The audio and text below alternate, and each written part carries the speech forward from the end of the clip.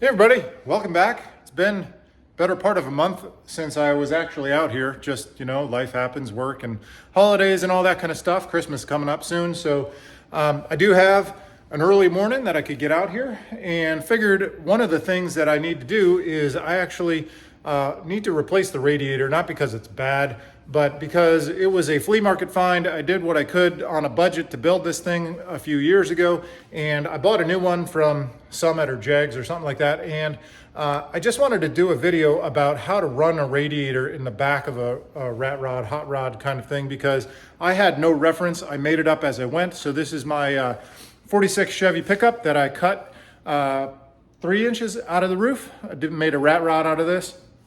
I did it on the floor in my garage of the house before I was able to build this nice new garage with the lift and everything. So you definitely can do it on jack stands with a floor jack and a creeper, but I'm going to show you how I did the rear mounted radiator on this. And I think basically what we're going to do is flush it out, put the new radiator in, drop the transmission, because that is yet a project that needs to be completed. So sorry for the break in the videos. I do appreciate everybody coming back, and let's just kind of jump right into it. I'll show you how I did this before, and maybe some tips and pointers if you're interested in putting your radiator in the back of the vehicle as opposed to up front. So let's just get right into it. All right, so I'm just going to quick show you the front of the truck here. So this has a small block Chevy in it. It's just a 350. Nothing fancy. I actually didn't do anything to the motor at all. When I bought it, I built the truck with the frame that was under it was already notched up front and back. So it's the 46 Chevy pickup frame, but the suspension is from an 81 full-size Chevy. That's what I was told, and I've replaced the calipers and some of the suspension stuff, so I think that's accurate. This is a Ferguson tractor hood, and when I built this, I was just having fun. I was kind of making it up as I went, so I didn't do anything to the motor, didn't do anything to the transmission. That's probably why the transmission is bad now and it needs to be replaced. But anyways, I did this, and I thought it'd be fun to kind of make it a front hinge doodad. I put a chain in here, which lost the hook. So, all right, we're just going to set that on the ground. Normally this would hook into there and hold it off the ground, but anyways, that's gone. All right, so I'll bring it in here and kind of show you the front of the motor and what I did to get the radiator in the back, and then I'll lift it up so we can look underneath, and I'll show you some more of the details, because when I was building this, I had no references. I didn't know how to actually do that. I looked at some pictures, and wasn't a description on how to do it, any recommendations on a water pump. Is it going to move enough volume of fluid? So I don't know if I did it right or wrong, but it works. I'm only replacing the radiator because it does get hot. If you're if you're just sitting in traffic and it's a hot day, it will get warm. So I bought a new aluminum 4-core radiator. This is running currently a radiator from a 1958 Corvette, brass thing that's in the back. I did it because I went to Carlisle. I was looking for parts. A lot of these things are just flea market things, things I bought, like the headers at Carlisle. The turn signals up front are from a motorcycle. Horn was a flea market. The vacuum gauge, flea market. Traded a speaker for the tachometer there. So lots of bits and pieces mixed together. But I think it actually deserves a good radiator to keep it a little bit cooler. It'll keep it around, like 220. It's not terrible, but it's hot. I'd rather be a little bit cooler, kind of upgrade that system. So I'll bring in here, and then let's go around back. All right, so here's the front of the truck. Again, nothing fancy. Small block Chevy, pretty ugly, not cleaned up at all, but running just a stock Chevy water pump, stock water neck. I think I have a 180 degree thermostat in there, but I did drill it out to let a little bit of water flow while the inline pump is working. So yes, I do have two pumps for this. I got the stock water pump right here. Then this here goes into, this is what we're considering the water neck, and here's my filler neck. I don't remember where I got this, maybe Summit, I think, something like that. But basically, we just want to have the highest point on the system to let out all the air bubbles and everything. And then I have all sorts of different kind of hoses and clamps and little metal pieces to splice them together. Some flexi bits, which is probably pretty ugly, but it does function. On the other side, same kind of thing. This one goes down here. You can see, honestly, I don't even remember how many hose clamps I have in here. Probably like 18 or 20 of them. So I have this so that it goes down underneath. Both of them go by the cross member there, and I'm going to try and get you down in here, and you can see.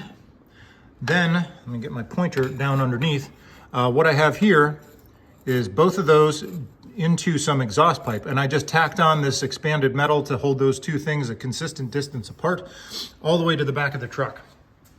So I'll lift it up here in a minute so we can look underneath, but basically just got my overflow canister here off of that. So they go down, they go underneath. Let's go to the back of the truck here. So what I have is I just created some vents here, and here is the radiator that I'm running currently. So again, this was a flea market find. Actually, no, sorry. This was Carlisle, and I just needed a radiator. So I got this, and there is absolutely nothing fancy about it. It's old, it's tagged. Actually, I still got the tag on here. Oh, sorry. 59 brass radiator. Paid $75 apparently. Maybe I talked him down a little bit. Don't remember. Anyways, he told me it was from a Corvette. Transmission cooler on top. And then if we go underneath, my tailgate back up. If we go underneath, I got my fan down here. So, well, I don't know why I'm on the floor. Let's just raise the truck so we can talk more about this. And I'll kind of show you what I did. So, a couple things right off the bat that I'll talk about. When I first put it together, I did not have the electric inline pump. I was just running the stock pump, and I thought there would be enough volume in the system. Even if the water wasn't moving very fast, it would still push enough that it would fill the radiator. And turns out, after my first few test runs, furthest I got was about 20 miles, and this thing would overheat like mad. So that's why we put the inline pump in, which is under the passenger side over there. So let me raise it up here, and I will show you what we did for that. So we'll just put the hood back up here, and we'll lift it up. All right, so here we go. So a couple things to note that I did here. Again, those lines come directly out from the radiator underneath here, and then these are the 1 3/4 exhaust pipes, and I ran those straight back.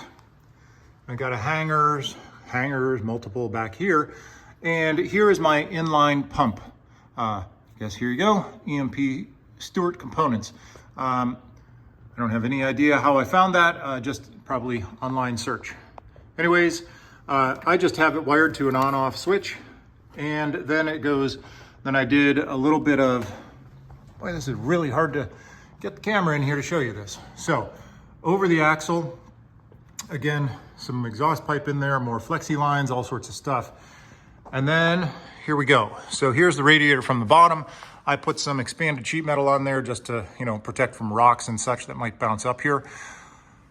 My electric fan, and again, all sorts of different lines that I cut, spliced in for, little things to, get us up over the axle and things like that. So that's how I ran it back here. For my exhaust pipe, again, I just used some of that expanded sheet metal, a couple places here, just to hold them together so they'd be evenly spaced all the way back. You can see I got some hangers here. This was the cross member that I fabricated for the transmission mount. I did this kind of symmetrical little cutout here for a couple of reasons. First off, my brake booster needed to be here, and I needed room under the driver's seat. So this was a Speedway kind of hot rod kit, you know, power booster. So I've got power brakes for the discs up front. On this side, I did the cutout notch so that I could run my water lines all the way to the back. And then the notch here for that, I've just got my hangers for this stuff welded right onto my cross member. So to run it all the way back, as I said, the first attempt, I had no inline water pump. And then when I started overheating, I came up with this. And again, I've got hangers all over the place. This thing is about as ugly as you can get. It is not a finely finished product, but you can see the pump here. As I recall, this is 50 or 55 gallons a minute. So basically what I do is I'll run the truck. I will let it warm up, and that's just running off the stock water pump. And then I'll watch the temp gauge. I do have a relay that's just simply not installed. That would make it easier, but I can just turn the pump on and off whenever I want. So the trick that I found was that getting the hoses to a point where then they could run the length of the truck. And then of course, keeping it cool back here. Now this is a pickup truck. And of course, there's not a lot of air moving over the back of the bed. But what I found is after I cut the holes into my, my pickup bed there, with this fan pulling and that pump running, I really don't have any issues, as I said, unless I'm in traffic, if it's a hot day. So I think it is time for an upgrade. Haven't flushed the system in a few years. So I'm going to drop this. We're going to cut these off here, and we're going to make some new mounts so that we've got a nice 4-core aluminum radiator. And you know, we're not using a brass radiator from 1959. So what I'll do first is we'll get this back down a little bit, and I will empty the coolant out, and then we'll figure out a way to mount our new radiator here.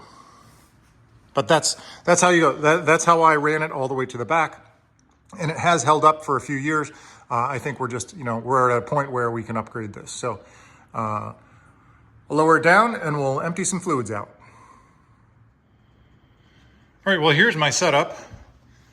Got a new garbage can, and I have never done this before, never flushed the system. I don't actually know how much it holds. I just kept filling with water and coolant until it was full, stopped burping. And so we're gonna find out how much we actually have in here. So I already took the cap off of the front way out there, and then we're just gonna pop this one off here and see how much we can basically get on the floor, I think, and see how much comes out of here. Hopefully there's some in there. Oh, come on, you can do it. Oh, what are we doing here? Push and turn. There we go. So, ooh, that's pretty ugly. Well, that might be rust on the inside of the exhaust pipe that runs all the way to the front. So when I filled this system, I basically jacked the front of the truck up a little bit so that I would get all the air bubbles out. That's not nearly as much as I thought would be in here. I think, yeah, we're gonna let this drain for a good while here before I start poking at anything. I guess I could also turn the pump on, see if that pushes anything out here. That'd be an interesting experiment. So we'll let this dribble. Maybe I'll see if I can jack the front of the truck up a little bit so everything kind of pours back this direction. But the plan is to get this out, fabricate some new mounts, and put everything back in. All right, so I got all that undone. I didn't do too bad a job on spilling on the floor, so I got this hardwired right here into my switch. So we're gonna disconnect the fan there. Transmission cooler, I was gonna disconnect it, and I realized, why should I waste time doing that? And I could just kind of move it out of the way. Should have got something to stick that to.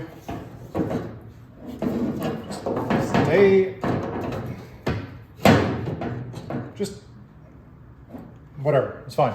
So I got it all disconnected. I disconnected the lines on the bottom, and hopefully, ouch, hopefully it just comes right out.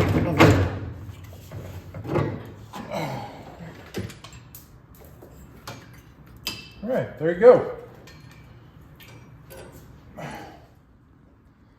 All right, well, here's our new radiator. Nothing fancy, I don't think. It was just a, again, I can't remember, Jegs, Summit, something like that. But this should help keep us a little cooler on those hot summer days. And so it is a little bit wider. You can see, sticks out past the edges there. Now I did hold it up inside here. We're gonna cut these away for sure. And then I think what I'll do is I'll just make a horizontal brace this way and a vertical brace that way so that it can rest on those. So first things first, well, we gotta make that look a little nicer, but cut these tabs off and then we'll be making some forward progress.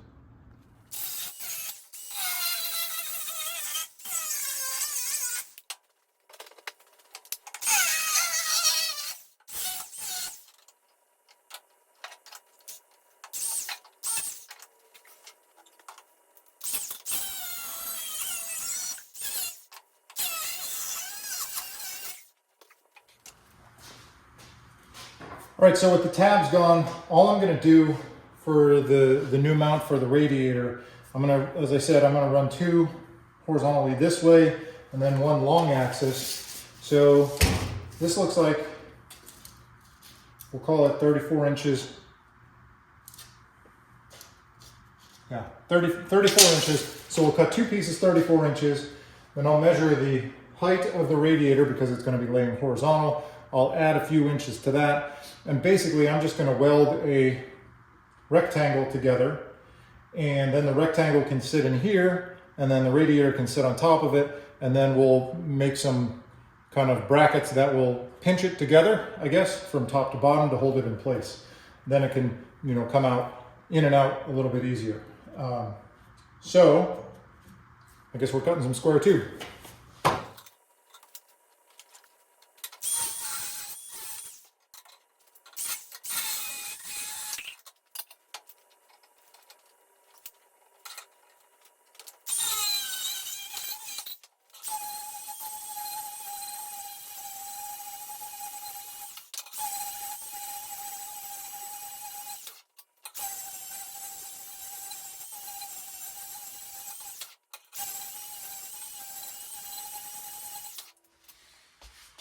All right, so I got my setup here. I'm just making this little frame. I took my expanded sheet metal off of the other radiator, and it actually fits that one pretty well. So once I'm done welding this together, I'm gonna just put that in the center part there, and I think I'm just gonna weld this along the sides here. Then when I put the radiator on there, it'll be on the other side, so it can just be installed and taken out if needed. So I'm just going to go around here and zap this together and then mount it to the radiator, and then see, we'll do a trial fit in the back of the truck.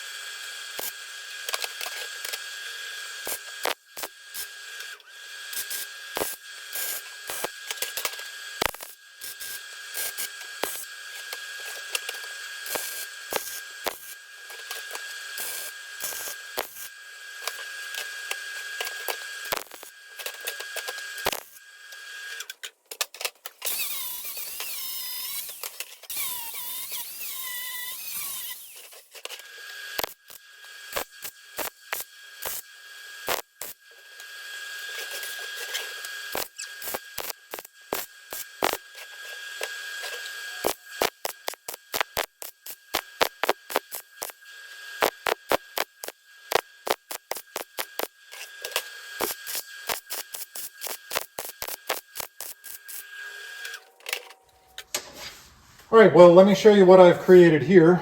Basically, all I've got is I took some more of the 1/2 inch square tube that I had before, and the only thing that I have long enough on hand at the moment that's long enough to get through the depth of the core of the radiator is these carriage bolts. But that doesn't particularly matter because all I'm going to do is I'm going to stick it through like such. So there's one on either end. I already drilled the hole in these. And then I put my hardware on there. And this is what's going to hold my radiator onto my custom bracket mounting thing here. So basically, when it's setting like this, it's going to go over the radiator and it's going to allow me to clamp this bar down to the radiator to hold it in place. So what I'm going to do now is I got this measured out so that we're evenly spaced all around. I'm just going to put a tack on each one of these carriage bolts on my frame here. And then what I'll do is after it's tacked on there, I'll take the nut off the top and I will then fully weld the head of the carriage bolt to my frame, and then I can put the radiator back on and then secure it with these threaded things that will then clamp it together. So that's my plan. So what I'll do right now is I'm just going to go around and I'm going to tack all four corners here.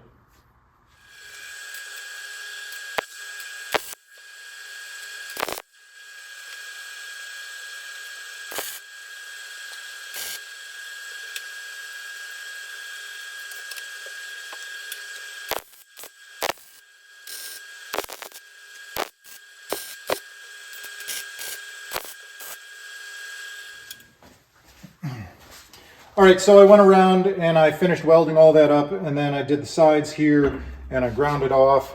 So I might just put some primer or some flat black on this or something. But anyways, let's do a test fit, see if we can get those back on there.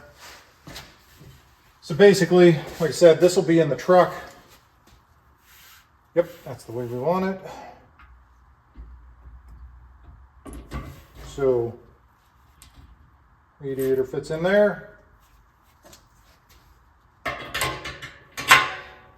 Perfect. Put our nuts and washers on and we have a custom bracket.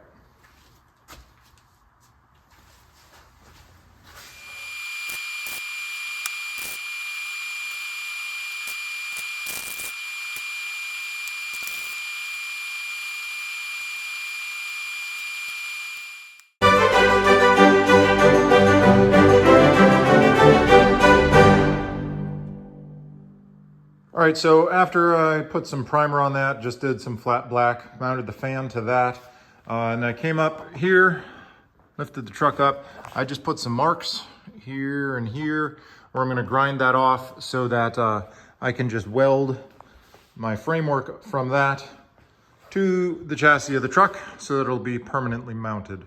So I'm gonna clean up the frame now and stick it in there.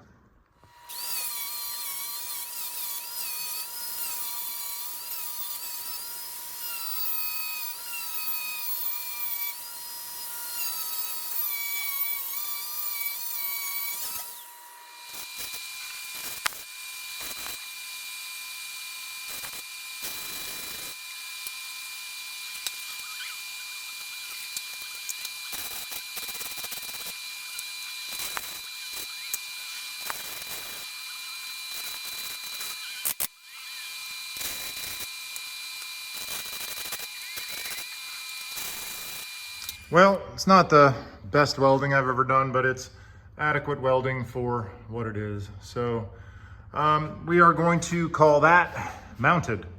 So we'll put the truck down real quick so I can put the radiator on the top, then we'll hook our hoses back up there and fill it up with some antifreeze and water, and I think we're gonna call this project done. I think it's hilarious when I'm working and then you just end up with all of the tools. So radiator is in, transmission cooler's in, lines are run there. So we're gonna go underneath now and we're gonna hook up the radiator hoses on the bottom. I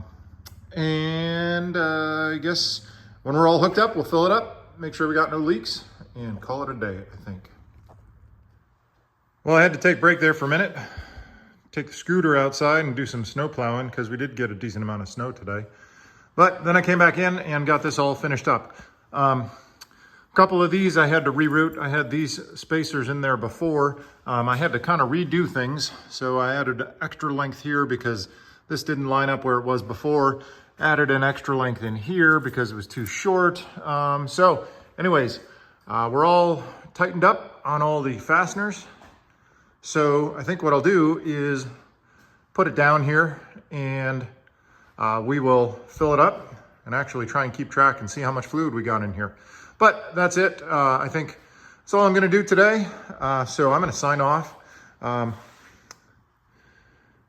a two-tone Miata over here. This is gonna be a future project.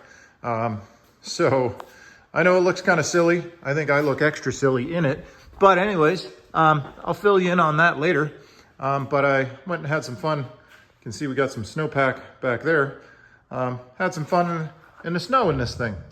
So anyways, I appreciate everybody coming back. If you have any thoughts about this, I'd appreciate if you leave a comment. And next thing we're gonna do, since it is the winter and we're not driving it around, is we're gonna drop this thing, the TH350, and we're gonna take that to the transmission shop and get a shift kit put in that, get this thing back on the road for the springtime. All right, see you next time.